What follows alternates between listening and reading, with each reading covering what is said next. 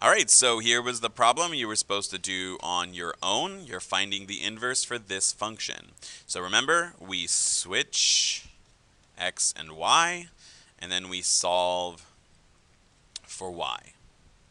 So this is y equals 2x minus 1, switching f of x and y. Then we switch the place of the x and the y. X equals 2y minus 1. And now I solve for y.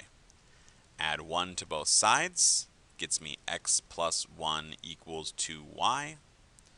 And divide both sides by 2, which gets me x over 2 plus 1/2 equals y, or traditionally y equals x over 2 plus 1/2. And that is our inverse, right? These two functions are inverses of each other. Now, the question is, once we have this, how can we be sure that those things are inverses? How do we verify that two things are inverses? So let's take a look at our next example and see how we verify that. So here we have two functions that are supposedly inverses, right? F of x and f to the negative 1 of x. This right here, this notation, by the way, means that this is an inverse.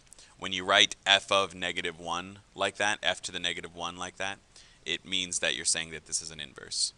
So supposedly, these two things are inverses of each other. So how do we test that? How do we make sure that they are inverses of each other? Well, for one, you could try to do that calculation again, but then maybe, right, what if that calculation was wrong for some reason? So is there a test that we can do? And as it turns out, there is. An inverse should undo itself. Inverse should undo itself. Which means that if I took a composite function, f of g of x, whatever I used as my input, I should get as my output. If things are truly inverses, the input that I put in should be the same as the output I get out after the composite. Again, to draw the picture, right? If I have two functions and they're like little machines that put a number in and spit a number out, if I put a 1 in, I should get some number out, right? And then if I put that number in here, I should get a 1 out. In this very general case, if I put an x in, I get an f of x out.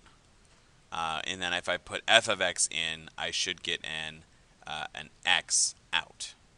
That's what an inverse does. It's a function that undoes itself. So if I take f of g of x, or in this case, f of f to the negative 1 of x, I should get x, right? So I'm going to take this function and I'm going to plug the inverse into the function. So this is f of 1/3 x plus 5/3. So then I take my f function like we did in the last section, and I replace the x with this function. And I solve. Distributing the 3. 3 times 1/3 is x, is 1. 3 times 5/3 is plus 5, and that's minus 5. So here we have f of negative 1 of x equaling that. But notice that 5 minus 5, that cancels itself out.